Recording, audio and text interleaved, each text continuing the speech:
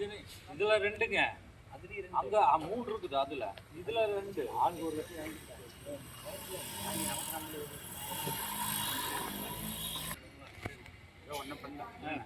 Drainage போட்டு விட்டுருங்க.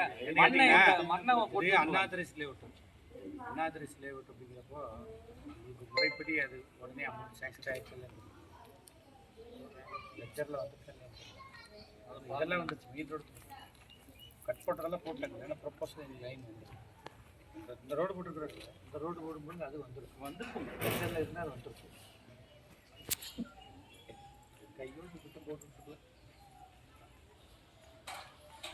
எத்தனை மீட்டர் வருது நாளை